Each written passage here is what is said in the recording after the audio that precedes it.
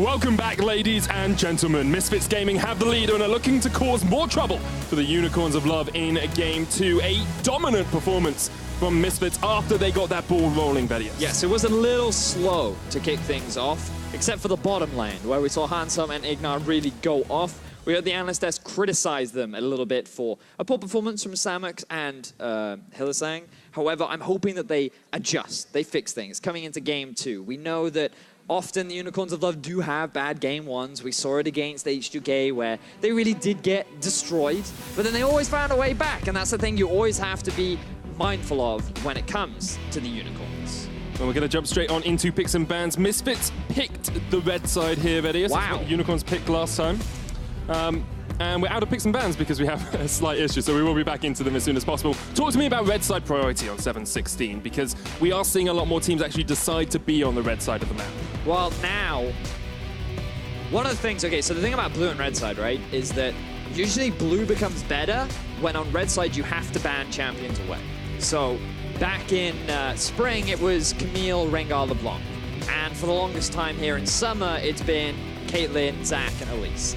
But recently, especially on this patch with the Caitlyn nerfs, with people finding new answers to the Zac, Kalista is only the real one that you still have to ban away, but at least you can afford to leave it open. Zac, you can afford to leave it open. So red side actually has a lot more freedom in terms of what you want to ban away now. Also, if you leave a lot of power picks up, what it means is that they get one power pick and you get two.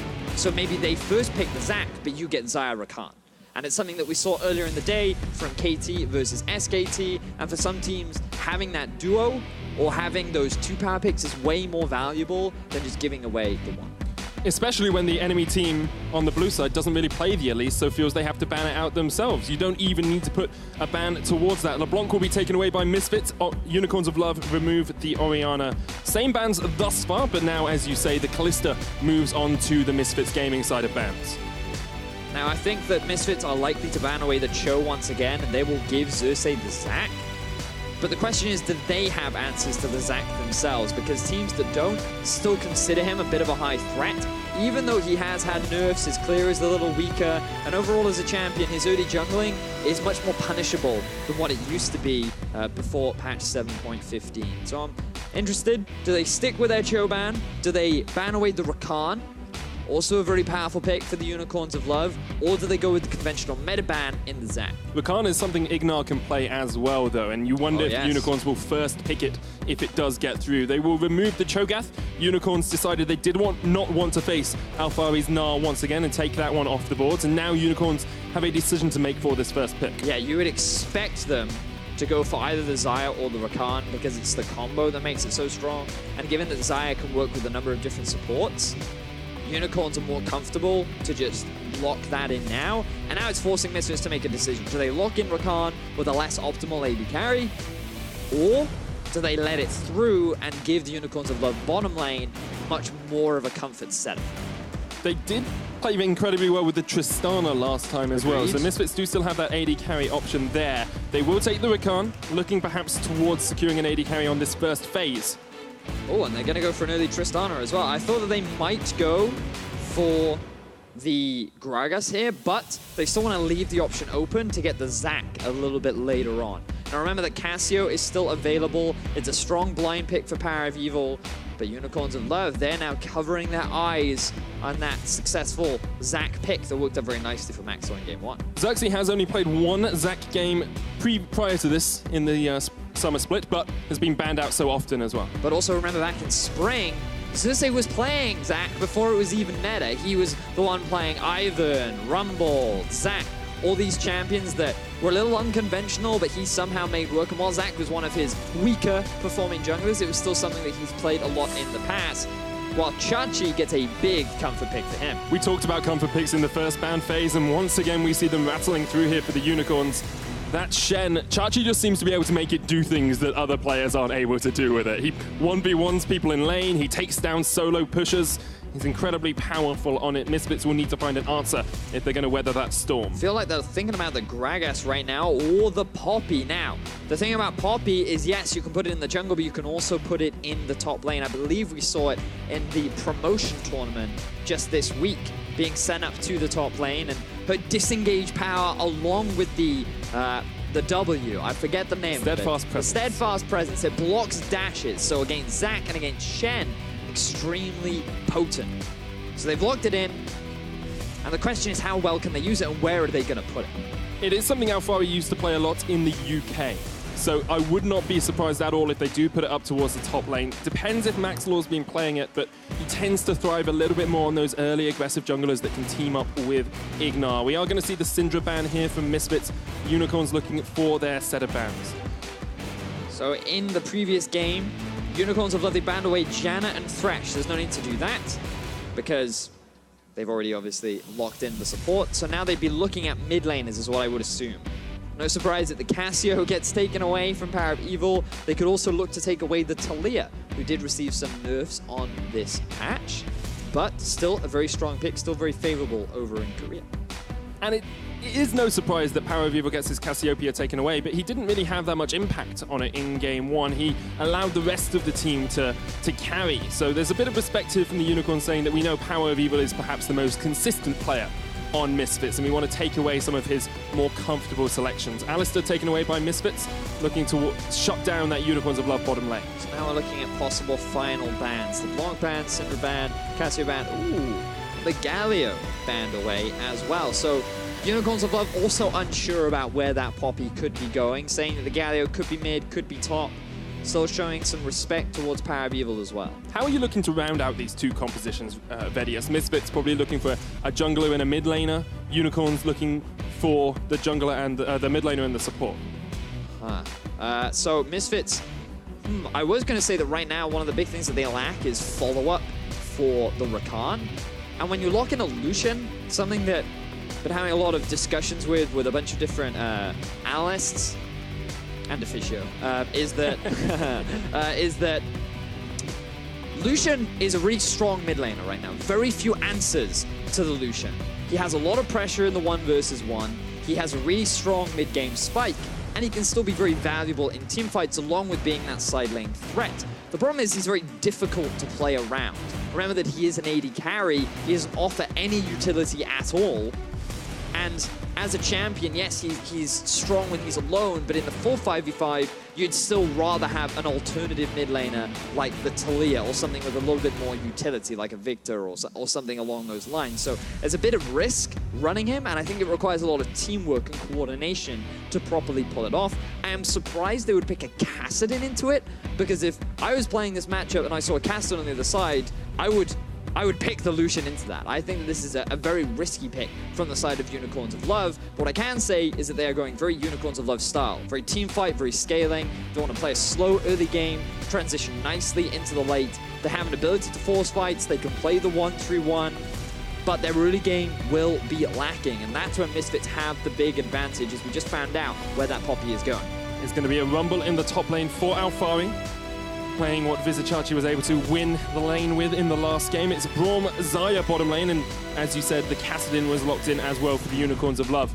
A difficult matchup perhaps for Exile in the mid lane, still a lot for him to prove after a disappointing split, to say the least. Yeah, we'll definitely be keeping track of that. I'm excited. It's game 2, very convincing game 1 from the side of Misfits. Bit of a slow early game, but it certainly ramped up towards the later part of it. We did get those fights that I promised you, Medic, and I'm looking forward to more, except this time it will be Unicorns of Love that'll be the driving force behind making those fights happen. And if you want to get involved, make sure you jump on Twitter at LOL Esports. If you think the Unicorns of Love are going to equalize the series, hashtag UOL win. And if you think Misfits Gaming will go 2-0 up and be 1 win away from the semifinals, hashtag MSF win. Vedius, the Rift calls for us once again. It calls indeed for Exile, the Kassadin in the mid lane. He will be trying to Rift walk over his opposition, but the Misfits stand in his way. And they say, not today, Unicorns, not today. Remember, ladies and gentlemen, best of 5. This is a quarter-final. The winner will move on to the semis. And face Fnatic. Or H2K in the instance of Misfits. But as you rightly said, if you're the Unicorns of Love and you win this series, you will only face Fnatic. That's your only option. Whereas Misfits, their opponent will depend on the winner of tomorrow's quarterfinal between G2 and Splice. So all the information is available on UOL Esports. You can go check that out. And the analyst desk will tell us when results come in as well. Desk When we know who's playing whom, we will make sure to keep you guys informed. Vedius, I want to talk about this Misfits lineup just to extend on the compositional discussion we were having in picks and bans. You said the Unicorns of Love are looking for team fighting, a slower early game. Are the Misfits happy if we have that slow early game once again? No, they are not, Medic. They want to be trying to make stuff happen, especially around this Lucian. Pretty much the comps have reversed, because it's all about trying to get this Lucian ahead. And that doesn't mean it's the same as a Talon, right? That doesn't mean you need to gank his lane so that he snowballs, so that he can run around the map and get kills everywhere. He just has to have pressure. He needs to be the one that's pushing the cast in underneath his tower. He needs to be the one that works with Maxlor to get that deep vision down. So that, remember, a lot of the control we talked about in game one was coming out from Unicorns of Love. Even though they were at a gold deficit, they were the ones that owned the river. They were the ones that seemed to be forcing Misfits to react. And it should be Misfits doing that this time around. They should be the ones that control the tempo of the game. They should be the ones dictating how things go. The Unicorns of Love have had a turbulent affair in playoffs across the last couple of years. They came in very strong, second place, and then since then have been middling in the middle of the pack, 4th and 5th across the course of the last couple of years. And then this year, they seem to have stepped up a little bit, Vedius. They seem to have developed as a squad, more experience across their members. Second place in spring, looking to perhaps repeat that performance in summer. It's quite an interesting history of development for the Unicorns of Love, because what we have to remember is that this organization has had roster changes after roster changes after roster changes. Every time things start to look good, they lose a player, maybe even two, and they have to start rebuilding again. And with the end of 2016 and coming into 2017, they've been able to maintain a stable roster. They've been able to work with them and grow this team from its foundations and develop it into what it is today. And they're on track to having their best year ever in the LCS, and their icing on the cake for the Unicorns of Love would be making it to Worlds. Chachi and Hylissang have been playing competitively for so many years, and they want that opportunity to play on the world stage, see how they stack up against the world's best. And with this squad that they have, this is their best chance to do it, but they have to get through Misfits, and they have their one-year goal, they have their own plans in mind. Exactly, both teams have said very obviously that they are looking for Worlds this year. Misfits came in as an organization and said, we've got a one-year plan, we're going to make Worlds this year, we're going to make Worlds in 2017. The Unicorns of Love have said, it's difficult for us after so many average splits. We need to look towards that world spot, and we need to play around the mid lane, say Misfits, as the knockback onto Exile. He flashes, but it's first blood in the mid lane, and Misfits do exactly what we want them to. Perfect gank from Misfits. Maxlor. He started blue, he did a full clear, went up to red, invaded enemy blue. He got vision of where Xerxes is, he dropped that ward, you can just see it next to the blue buff. And then, even though Unicorns knew where Maxlor was, and Exile started to play a little bit cautiously, he still ends up falling prey to the early gank. Maxlor pushes up top, that gives him priority to come help Maxlor down, and another fantastic early game for the Misfits.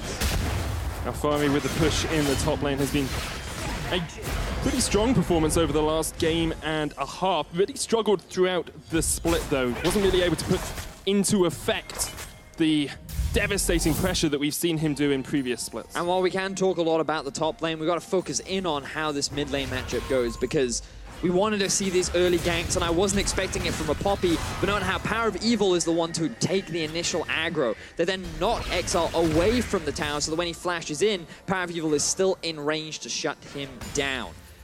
Extremely well executed, but it's going to give them so much pressure in the mid lane. Already completed the Vamp Scepter, which is so crucial for mid lane Lucian. This is just great to see.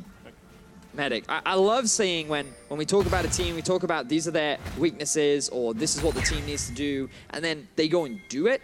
It's just a great recognition that the team realizes what they need to do to win, and they're trying to take advantage of it. You just like it when you're right. I do like it. I hang around Deficio way too much. Well, we all like it when we're right. And Power of Evil actually on the right side of this mid lane at the moment. He has been such a consistent performer for Misfits as well. Across the course of the split has been topping the charts, Vedius. Yeah, and this is why when we had that MVP discussion, you always had to have Power of Evil in the back of your mind, right? It's a very difficult to where to put him. And, you know, when we had those top LCS mid laners, the all-star teams that made it through, you had Caps, Featherven, and Perks up there. But Power of Evil has also been one of those extremely consistent mid lane performers, someone that has never really been a detriment to his team, whereas you can't really say the same for Exile. Early on the split, he did struggle. It took him a while to find his footing once again. He was really struggling in terms of champion pool and what was the best thing for him to play. He could be punished once again in the mid. Xerxes just around the corner. Exile not yet. Six does just hit it. Has the Rift Walk now. It can jump away. Exile is going to be able to escape from the gank in the mid lane. So a repeat gank there from Misfits. Exile, if he was not 6, that could have ended in disaster. But fortunately, he had that mobility to escape. And now Misfits, they're off. They're going to continue to exert pressure down onto Castin. The scariest thing about Castin is him in the late game. You do not want him to get there. So if you can, you murder him a lot in the early game. You make sure that he has no gold. And then he has no murder weapons to kill you with. Does become difficult to lock him down though with the Rift Walk. You have got a Poppy who can use the Steadfast Presence. You've got a bit of chase from Power of Evil as well. But it's going to be harder for them to actually shut him down now. Across the rest of the lanes, it's very even between these two teams. Only mid lane really giving them that advantage. About 1,000 gold ahead for Misfits at the moment. And as you can see, 800 of that is on Power of Evil over Exile. Yeah, he's built up a pretty significant CS lead. He got that first blood as well. And Power of Evil playing this 1v1 matchup extremely well. So how do we transition this? If you're Misfits, if you're Hussein sitting backstage, you're saying, okay, we've done what we want to do in the early game. How do we transition this into the next portion of the game? And if you're Unicorns, how do you react? Okay, so with Misfits first, ideally what you want is to take this mid lane tower down as quickly as possible. So you bring Maxlaw, maybe even have Alfari roam down, and you invest as many resources as you can to take this tower away from the Castin, because he wants to be passive, he wants to scale up. He's very reliant on items, he's reliant on levels, and all these things come from having a tower from which you can safely farm under. Misfits, they need to open the map more, and so what Power of Evil is going to do is he's going to keep pushing, slowly chip away that tower, and when it gets low, they're going to look to take it. With the map opened up, then you can start moving this strong Lucian to these other side lanes where you can use that gold lead in other parts of the map. Whereas the Unicorns of Love, they need to stop that happening from all costs. They need Castin to have somewhere safe where you can keep farming up. They want to try and utilize the Shen and Xerxes on the Zac to try and mitigate that as much as possible, so that when Misfits come in the mid lane, when they try and set something up, there is a Shen there to answer. Maybe they go for a reactive play themselves. It is definitely much harder for them, but they just need time. So there's still a lot of onus on Misfits to make something happen now, because if they don't, scaling is definitely in the favor of Unicorns. Misfits have been able to extend that gold ever so slightly, but it's not a monumental disadvantage for the Unicorns. Ignar and Hans Sam are going aggressive in the bottom lane as the Winter's Bite comes out. Hans Sam is still able to get some damage down, but it's not the early kills we expected to see. Xerxes gets the stretching strike onto PoE, the knockback from Maxlaw, Ignite on Exile. Stand United comes in, the Let's Bounce knocks him back. The TP is going to join the prayers. Alfari's there, Visit Chachi takes down PoE, but Maxlaw and Alfari get one in response. Chachi's going to run away as Ignar's joined the fight, and the Misfits will have to just trade 1 for 1. Medic, you always set me up so perfectly, because what you on talked dates about with women, no, with League of Legends, oh, with League of Legends, because what we wanted to see was Unicorns of Love try and make something happen to stop Power of Evil being able to take down this tower. They knew that they were going to lose it eventually, so they had Xerxes come in for a gank in mid, and then they knew that they had the Shen ultimate to back him up, so they could instantly turn it into a 3 versus 2. So look here, you can see Maxwell, he's lying in wait. He knows this is going to happen, but there's no way they're going to be able to win out on this, because there's the Shen ult to turn things in their favor. So Exile, he can't get one shot. He would have died to Power of Evil if that ulti was not there. And then Alfari's forced to TP down, but now you've alleviated that pressure mid, and there's a fight happening down bot. Samux just kills Ignar. It looks like Ignar overstepped, maybe got caught up in a stun lock there. Hylissang actually used the Glacial Fissure and Concussive Blow, so that will be why Ignar died with his flash still up. Ha! Indeed, and Bedius, I actually think this brings us on to our next discussion point, the bot lane. In the first game, Hans Summer was able to get ahead with a couple of kills, and Samux, we said we wanted to see more from him. We wanted to see more from Hylissang. This seems to be a step in the right direction for the Unicorns of Love. Bad game 1 for the Unicorns of Love, but it seems to be getting better for them in game 2. Naturally, they would be pushed back by a Tristana and a Rakan. Not only is there a lot of all-in potential early on, but they also have a lot of wave clear that Samux and Hylissang would struggle to deal with. So the CS deficit is expected, but now we can just have a quick look at how the replay did in fact happen.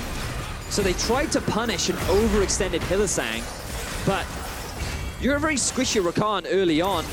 Add to the fact that there was an exhaust on top of Handsummer and an ignite on Ignar, meant that the moment Samux joined the fight, their damage output was just straight up stronger.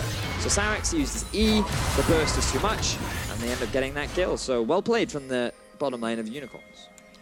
Exile has a bit of a hodgepodge of items here, Vedius. A Doran Shield, a Dark Seal, a Corrupting Potion, Boots of Speed, Cloth Armor, Ruby Crystal. Where's he going? What's he doing with all of these different items? So, at first, he wanted the health. Oh, hang on. Here's that push in mid that we were talking about earlier on. Knockback from Maxwell, the stun lock, and that's a kill. Maxwell secures it. That was beautiful, Medic. And Medic, I feel like what we were talking about just happened in the middle lane. You're so smart. You are so smart. I'll stop it, because we've got to fight down bot. Hylissang does get locked up as Handsummer has to just jump away for the time being. Ignar there as well. Xerxes looking to see if he can catch someone out. The Blade Caller brings Handsummer back, boots him up for the time being. Ignar does have the quickness. Handsummer has flash if he needs to get out of a fight in a hurry. Now, Misfits bottom lane survived that engagement. Xerxes, he's still preparing his jump, and here it comes. But Handsummer can just leap away, and Ignar's safe as well. The Unicorns of Love have been able to turn back a little bit of the pressure that Misfits had in the first game, but it's not a dominant performance. We have to remember, it doesn't seem like it, but Misfits got first tower mid, and that puts them 3,000 gold ahead. Yes, it does. Looking very good for Misfits in the early game. They played exactly towards the win condition that they needed to. Get the Lucian ahead, take down the mid-tier 1, and start playing around the rest of the map. Now, let's see where they put this Lucian, because you can't just suddenly send him off to a side lane, right? It wouldn't make sense to have your AD carry and support in mid. What are they going to do there?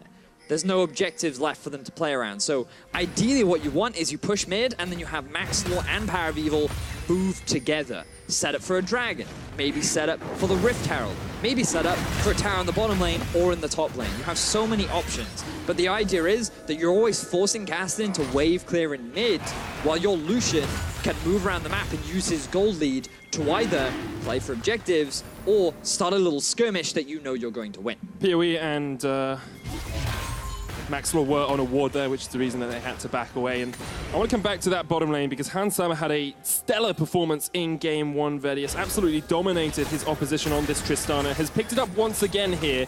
Look at that, 40% of the team's damage. Don't expect the numbers to be as big this game, but he's still in a position where he can carry. Well, it could very well be. Remember that Tristana's true strength comes from scaling. And while he did get a good start, that doesn't mean that he can't finish in a similar fashion. 12-0-1, if Fantasy was still going on, you'd be in a very good position, but unfortunately for me, who had Handsummer on his team, that is no longer the case. I actually failed abysmally at I put Fantasy. too much hope in Dignitas. Oh, really? Time. I also had someone who got all the members of Fnatic. Oh, right. Which was great fun to play against. It's like, how many points did you get? Oh, only 700 this week. It's not that good at all. Misfits Academy looking for the Mountain Drake.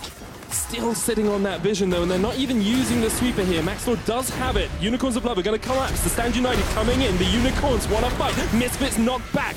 Winter's Bite as well. Here comes the counter TP from Alfari. He has the equalizer. The Misfits just want the dragon for the time being. The Unicorns not ready to give it up just quite yet, but they do have to. And the Mountain Drake goes to the Misfits. Now, what this means is that Chachi still has his teleport while Alfari had to use his. It is an objective gained by Misfits, but the Unicorns forced Misfits into an uncomfortable situation because, remember, ideally, they just want to use Power of Evil and Max Lord to be taking those kind of objectives. But we want to keep Alfari up in the top so we can keep scaling, keep Tristana still scaling down in the bottom lane. But because Unicorns grouped up and they said, no, no, no, we have a Shen ulti, we know we can force you to react, they're able to at least put a little bit more pressure onto Misfits. And I think the decision was the best case scenario for the Unicorns of Love in that instance. 15 minutes in, Misfits do still have about a 3,500 gold lead. They haven't moved PoE into a side lane yet, but they are starting to complete this first wave of items. A Leandri's Torment in for Alfari up in the top lane, and a Blade of the Ruin King for Power of Evil. Now, what we'll see here is the Handsummer and Ignar have been moved up into the top lane. UOL's bot has to instantly swap, and with Dragon gone, that's why. It's because that they realized that having those duo, very strong, powerful setup for taking down these neutral objectives, and so they've even moved Alfari up there as well. This is a clean map movement from Misfits. They're playing the map beautifully right now. They have strong control of the mid lane. They've been able to take the first Drake. They've got the Rift Tower to easily siege for the next tower that they want, but UOL, they're going for an all-in. Here comes Xerxes. Winter Spike does not connect, and Xerxes backs away. The Misfits have had that strong early game, what we wanted to see from them, but they are still keeping PoE in that mid lane. He's not gone to a side lane yet, Vedius. That's fine though. You just want to keep him pushing onto Exile and then move him around the map. You just have to be careful because Kassadin is still someone who will ramp up over time, but the Rod of Ages already completed. He's going to be working towards either a Lichbane or a Zhonya's. I feel like in this instance, Zhonya's would make the most sense. You want to get that bonus armor, it'll give you a nice little bit of burst. It'll give you slightly weaker 1v1 trading, but aside from that, it has more teamfight value, and I think that that's what UOL should play towards right now, teamfight. Vivo looking for the trade, the Cullen comes out, Exile has the flash, PoE flashes forward with the Ignite! Oh, he gets him! That's the reason he tops the charts as a mid laner. PoE with the solo kill in mid. Impressive performance there. Good calculations from Power of Evil, knowing how much damage the Ignite would do. With the Grievous wounds on, Exile couldn't heal enough. And even still, Exile, he's gone for early armor boots. Too little, too late. And look at the pressure the Misfits now have. Exile did not want that to happen. I mean, dying is bad, but dying on a Kassadin to a Lucian is even worse. And dying 4 times is even worse. Yes, wow, I didn't realize he's died 4 times. Wow, okay, so that's, as you rightly said, even worse for him. So, Power of Evil, the thing about Lucian mid is a while back, he had some mana nerfs to his Q, which hurt him, but if you land all of your abilities, it doesn't matter. What does the mana nerfs matter? When you have the deeps. And the Null Sphere, of course, is a magic damage shield, so you can't use that for effective trade in the mid lane.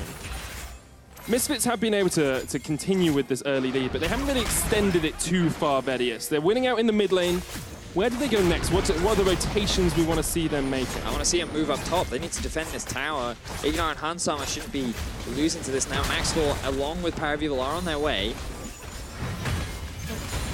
And Alfari still just walking up from the bottom lane. Has the teleport now, so actually it's almost off cooldown, whereas Chachi has Stand United and the TP if a fight was to erupt.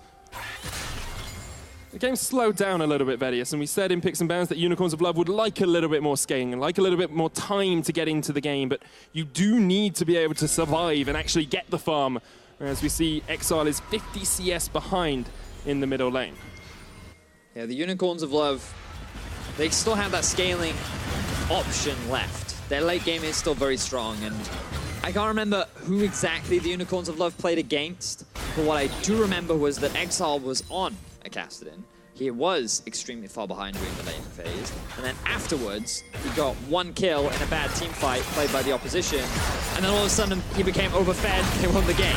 So I wouldn't count them out as a plays happening top. Quickness used by Ignar, the tower there, the TP coming in will come through. The Unicorns of Love want this fight, but Alfari's joined the fray. There's the equalizer as well. Misfits, 1-for-1 trade. Hillisang down as well, and now it's Chachi and Exile all by themselves. Xerxes nowhere to be seen, Exile's dead. Chachi running away from 4 members of Misfits. Ignar cannot land the grand entrance, and the Unicorns fall 1 by 1 in the top lane. It looked like a promising setup for the Unicorns. Samuks, he bought so much time for Chachi to join the fight. And you'd think that with the Shen there, with the tower still up, with the Kassadin TPing into UOL, they can find a way to turn this fight in their favor. But no, a beautiful flanking TP from Alfari shuts down Samuks. Exile, he doesn't have the damage to be able to win a fight once the AD carry is gone at this point in the game.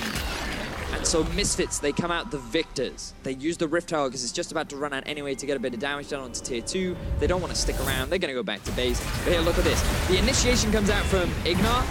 And you think, oh, Samuks, he's going to die here. But no, he gets the Shen ulti, he's fine, and then a great TP flank from Alfari. Once he joins, along with Power of Evil, those who can clean up the backline, Maxwell can keep the front line busy while the rest of his team comes to the setup. And while Hansama loses his life, his team is there to compensate. Great team fight from Misfits. recognizing that even with a Shenalty on the enemy team, they can still come out ahead. And you can see Xerxes just wasn't there for that fight. No disruption coming out from the Zac, was unable to join his teammates. And it definitely cost them a lot. Misfits playing to these mid-game fights, playing to these power spikes that we talked about in picks and bans.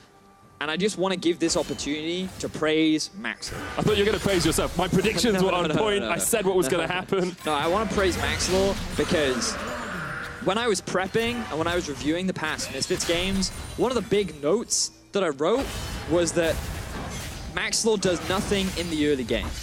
Because when Maxwell came, a lot of people, us included, were like, he's actually very similar to Kakao, arguably a little weaker in terms of his mechanical skill, but he offers other things to make up for it. And then when you look back at his last 2 weeks, he was barely doing anything in terms of the early game. He wasn't offering any early pressure, he wasn't exerting any kind of ganks, even on early game champions. And in this game, there was so much focus on him being able to get his mid laner ahead. He had to start the snowball for Power of Evil, and he did just that. In game 1, his Zac was extremely important in terms of initiations and setup for the rest of his team, and he's done it. And now he's gotten Power of Evil fed enough that he's able to get another solo kill. Power of Evil showing us why he is so consistent. This Lucian performance has been absolutely devastating by him. And coming back to your Maxwell point as well, Vedius, it's not just the jungler. Sometimes they work in coordination with their support, Vedius, and in the last game you discussed a few facts. We'll look at this after this fight. Yeah, so I'm excited to hear about your facts because great facts. Yeah, I mean, like, all we pretty much saw here was Chachi being like, if I land the taunt, he's underneath the tower, he can die. The Power of Evil, he doesn't look, I don't know, it's not an explosion. He doesn't look at men as they burn alive. He chooses to walk away. That's a little morbid. Let's move on. So, what fun stuff? Targaryen, Power of Evil. Yes, let's talk about the support and the jungle duo. Because Vedius, you said, you know, Maxwell and Ignar, they don't play together enough. They don't. Kakao and Ignar play together so much more. They're so much better. Hillisang's going to get caught out of the exhaust. We're not going to care about that back. The stun lock onto PoE. He tries to dodge away, but Exile's there to get the shutdown, his second kill of the game. You're really trying hard to deliver. We'll do it another game. We'll do it another game. Screw it, Vedius. Unicorns of Love will not let you. Bit of a greedy back place there from Power of Evil. He gets punished for it. Now it's second death of the game, ruining his KDA. Misfits do still have a 5,000 gold lead here, Vedius. 23 minutes in. We haven't hit the infamous Unicorns of Love 25-minute mark, but they want to start it a little bit early this game. They're going for the Baron. 4 members of the Misfits here to try and contest an equalizer as well. But their damage is all gone. Power of Evil isn't here. Misfits, they just have to disengage. Hillisang the front line. The equalizer perfectly placed as Misfits do manage to disengage. And the Unicorns of Love unable to get anything out of that fight. That was actually an amazing ultimate from Alphari. I thought that he might go more towards the backline, but instead he just layers it down on the path with which Unicorns of Love want to chase Misfits. And Misfits, they don't force a fight. They only have to lose one ultimate, and Unicorns get no kills. So really good stuff there from Alphari and the rest of Misfits to recognize it is not worth going for that fight. And Alphari's performed so well throughout these last 2 games. We were in our research beforehand, we were saying he hadn't stepped up to the performance we expected from him. He wasn't this top lane solo carry that we wanted him to be as PoE gets some damage back onto Exile. He can't even jump away. It's just unfair as PoE will eventually... He can actually get out of this. Oh no, he's got no mana at all. PoE should be able to secure this kill. There is a blue buff on Exile to keep him healthy, but here comes Ignar. He's just going to ignite him and walk away. Jumps in, grand entrance. Exile trying to get a little bit more CS. Get him! He gets him. He gets him in the end. 5, 2, and 3 now on that Lucian. I don't think Castellan can 1v1 Power of Evil. I get that impression as well. Yeah, it feels like that you can't send Exile off onto a side lane because he's going to die. Now, 5 members of Misfits are grouped on the top side. They're looking towards this Baron. Hillisang forced back by Hansama and Max Law. Lots of damage coming down. The knock-up as well with the Keeper's Verdict and the Charm, the quickness. PoE, another kill for him, and the Misfits will turn their eyes towards the Baron. Misfits are looking so good in this series. In game 1, they just wanted the scaling. They wanted to play it passive. They found a couple of good early kills because their bottom lane overperformed and punished the mistakes. Now they've had a great early game and they're going for the Baron. Cersei looking for the jump into the knockback. He lets bounce as Chachi joins the fray. A good taunt onto 2. Explosive used onto Xerxes. UOL will lose one and they'll lose a second as Xerxes goes down. The Misfits team fighting has been sublime throughout this series. Gotta be honest, Medic, it's much easier when it's 5v3. Unicorns of Love had to try, though. They had to try and stop this Baron, but Misfits are too far ahead. They are too strong, and they clean up the Unicorns. They have an 8,000 gold lead and they are still in this mid-game spike that we wanted to see them utilize. So here we have the setup. This is the second half of the fight. They've already lost their mid laner. Unicorns have already lost their support. And the best they can hope for is that they can go for a steal, or maybe they can get a kill onto Max Law so there's no smite. But unfortunately for UOL, they get 0. Teleport was cancelled as well. Exile deciding he didn't want to join that fight after everyone else had died. Man, who'd have thought that if you put a bunny and a unicorn in a cage, the bunny would be beaten up on that unicorn? Have you never watched Monty Python? Oh, yeah, that's a good point. Exactly. Unicorns need a holy hand grenade, otherwise they are not going to win this fight. And they need to read the ancient incantation in order to What was the activate ancient incantation? Oh, it was about how much you have to count to. It's like you must count to 3. Oh, yes. 4 is too far. 6 is right out. You know what else is right out? The Unicorns of Love chances of winning this game. They are 8,000 gold behind at the 26-minute mark. Whoa, I just made a prediction. Whoa. Yeah, but you didn't tweet about it. You That's know fine. this. We already talked about this. Scaling. So casters, you've always got to go there, right? They've got the late game. That's what they've still got left in their pockets. Look at the items. They've completed 2, Medic. There's still the possibility of them getting 1 good fight. That's all they need to stall out. And then when they reach the 35 minutes, then maybe they can win. But it'll take a while to get there, and it really It'll probably take about 8 minutes to get to 35 minutes. It will take 8 minutes, you're quite right. And in those 8 minutes, Misfits will be sieging on the base.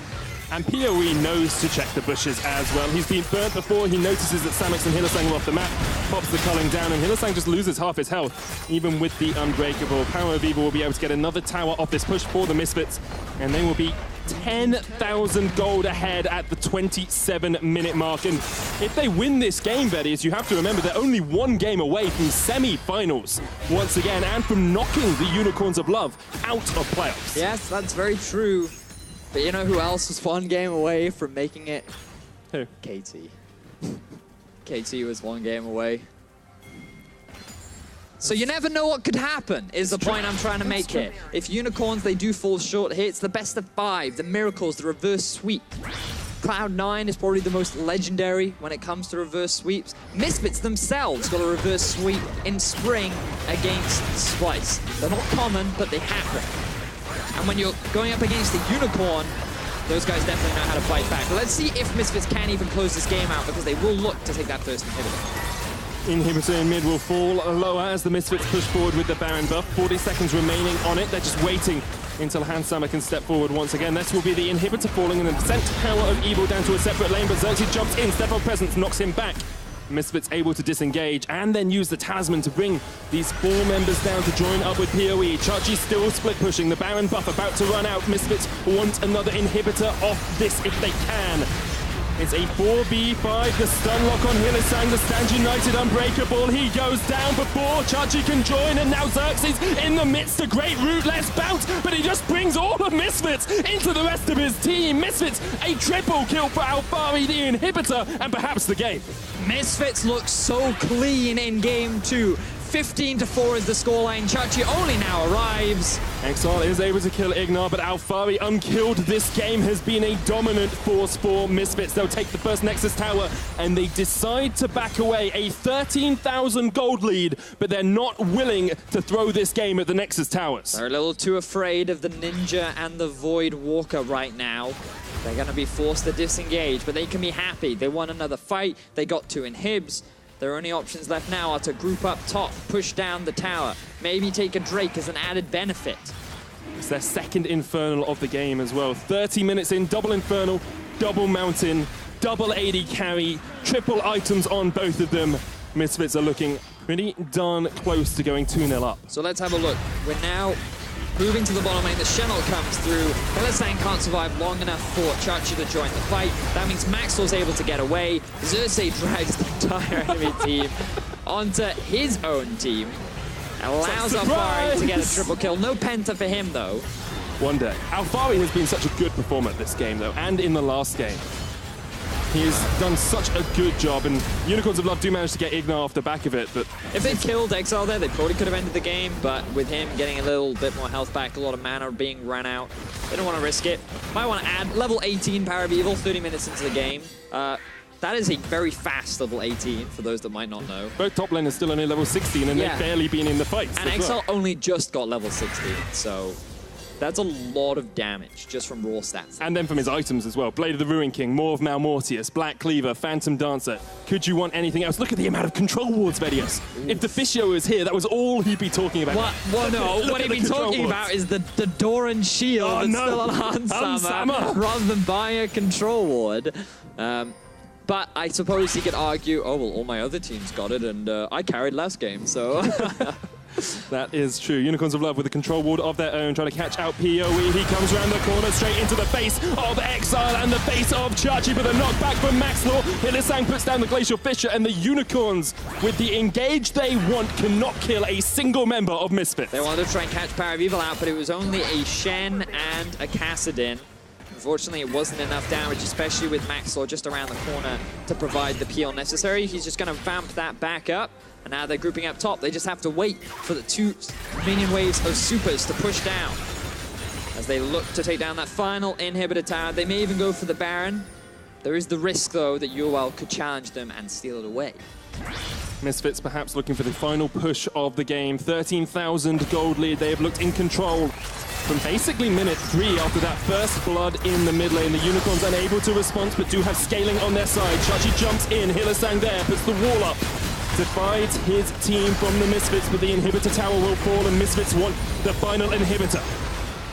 Oh, Unicorns of Love, their backs are against the wall once more. We're not seeing any of the classic Unicorns in game 1 that tried to go for something a little bit more early game. They can't make it work out. Game 2, they try to go more conventional, and they go a little bit more late game, and once again, it doesn't work out. And the things that they've been working on over the last few weeks, the changes that they say they have been making, so far are just not coming to fruition because Misfits just seem to always find an answer. Xerxes jumps in, can't steal away the Baron. Misfits secure it. Ignar jumps onto the backline. There's the equalizer as well. A double knock-up. Exile trying to get onto any member of Misfits that he can find, but Alfari's godlike, as are the rest of the Misfits. Hansama kills Exile. Samus chucks down some feathers, but they're going to do no damage at all to Misfits, and the Unicorns of Love just trying to retreat up towards the top side of the map. Power of Evil's not going to let them get away. Hylissang dead. Samuk's gone as well. Misfits with the ace, 20 kills to 5. The Nexus towers fall, and this will be the game for the Misfits. They have looked authoritative throughout this win, throughout this series, and they will be 1 game away from the semi-finals and from Paris.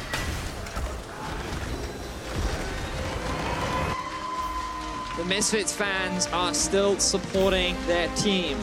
At the start of the day, we heard a lot of Unicorns lovers being very vocal about their support for the team. But so far, Unicorns have not been able to match up to the pressure of Misfits. It has been a dominant series in the favor of the Rabbits for the time being. And the Unicorns, well, they're still trying to find their footing, which is ironic considering they have 4 of them. Rabbits do as well, though. That's true. And Rabbits are better on slopes, so maybe that's what's happening here. Perhaps a little bit of tilt entering the mines. The Unicorns, however, have come back from this sort of position before. They are a team that thrives on controversy and on difficult situations. You cannot count them out until you see that final Nexus fall, Vedius. And the big thing for me is that both these teams had that plan. This is the best possible year, or one of the best years, or maybe even the best year for the Unicorns of Love since their inception. And they felt like this was their year to make it to Worlds. They made it to the finals last split. They looked really strong in their own group, ending the regular season after defeating H2K. They thought, their fans thought, a lot of people thought that this could be one of the representatives for Europe at Worlds. And Misfits are now standing in their way and saying, we want it too, and we're willing to fight you for it. Misfits Gaming continue to dominate in this series. Let's hear from our analysts for more on their win.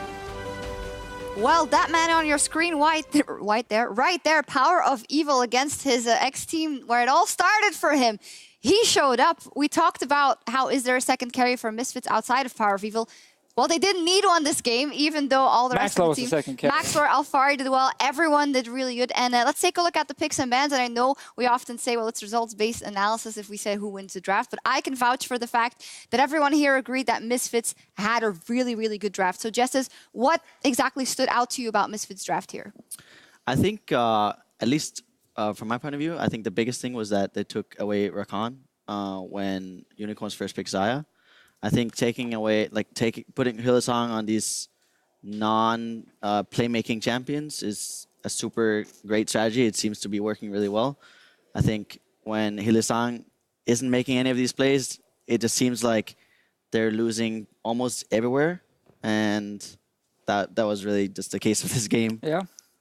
I also want to highlight that Xerxes fell into his own trap.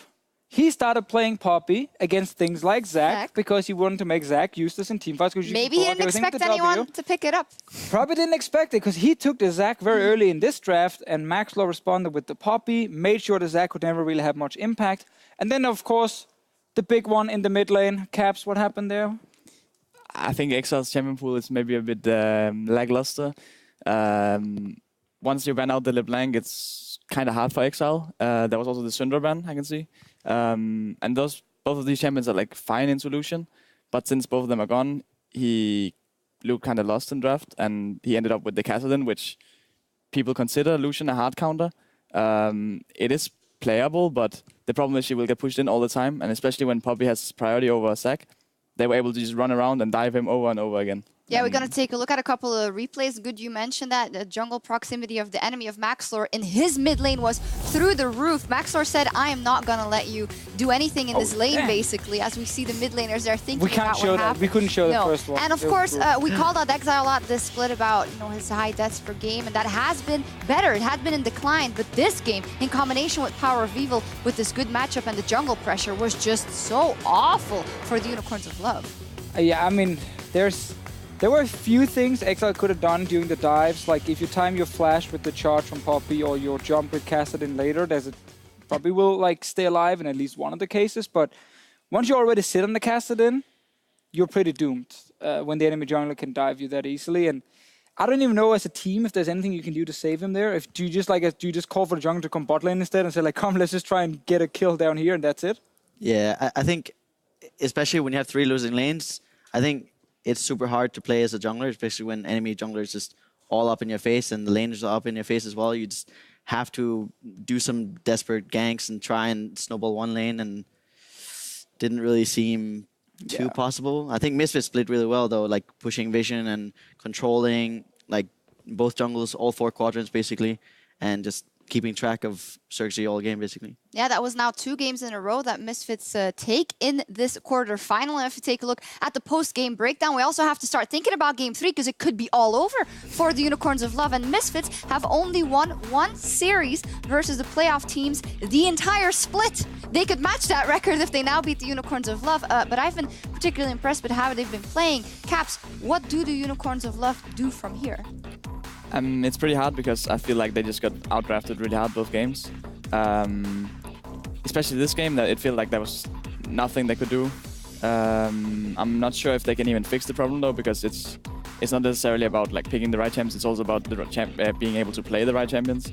And I think Visage and Exile have some really big champion pool heroes. And it's not something you can just fix from game to game. Yeah, it is also interesting to me that it's coming up now because Unicorns of Love have kind of always they've been outdrafted and still won games, right? This split. So why do you think Misfits were able to control them so well? They didn't really fall in the trap of the team fights that they couldn't win. They didn't really, let the magic of the Unicorns so-called happen, or the clutch moments. I mean, I think game 1, Misfits had the better late game draft already, so there was a very low chance they would actually struggle in the late game. Game 2 with the Kassadin, it was just so one-sided in the early game that it was almost impossible for it even to go late game. So I think if you are Unicorns of Love, one thing Caps mentioned during the game was maybe it's time to just go Vladimir. Literally just YOLO to Vladimir just because you need late game. It usually works for them, I guess. And then they have to hope that Misfits in a game 3 will struggle to close out the game. But it doesn't look like Misfits are going to struggle here with actually finishing the games. So if you are going to play the old Unicorn style, you need super strong late game team fights. And of course, then you can't fall too far behind early. And I'm not even sure it's possible anymore for them. we didn't try and speak that much about Exile dying a lot and this and that, but it seems like we're always going back to that, because why aren't we mentioning someone like Vizicachi? Why don't they try and make him the big carry in the game? Or is it because of the draft? They can't give him priority anyway, so they never really can put all their marbles in Vizicachi. I feel like they're all kind of trying to escape, or like trying to avoid the problem in a way. It feels like it's very obvious to them all that they're all putting in, at least everyone except Exile maybe, they're all like, well, I'm putting my part, I don't have to do more. And I feel like at this point, I mean, they're 0-2 down, and someone on that team needs to do something, either Vizicachi or Hylissang. I feel like either of them need to just do something to have a winning side and have a side that they can play to, but yeah. Could this be a game where Vizicachi goes for something like Renekton to try and get an early game jungler, play around top side, and then say, you know what, we need to just stomp one lane completely, and then see if they can actually run away with the game. They had that one really good early game against Splice, where it was like full late game comp from Splice's side, where they actually managed to shut it down, but that was one game from them. It might be something like that they have to do. It's either full-on late game and hope Misfits doesn't close out the game, or you need super strong early game where you play around. Probably not mid lane. But well, I didn't think we were going to be talking about this match in this manner after 2 games. Misfits, they were worse at closing out games before. They were worse at coming back in games, but now they seem to be better at everything for now. Misfits looking very, very promising and are looking to start their run for the trophy tonight against Unicorns of Love. Game 3 is coming up in just a couple of minutes. Stick around.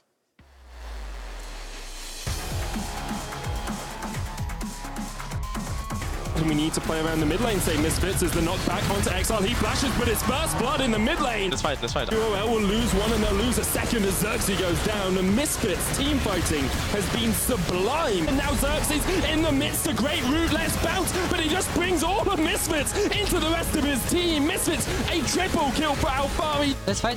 Yep. Authoritative throughout this win, throughout this series, and they will be one game away from the semi-finals and from Paris.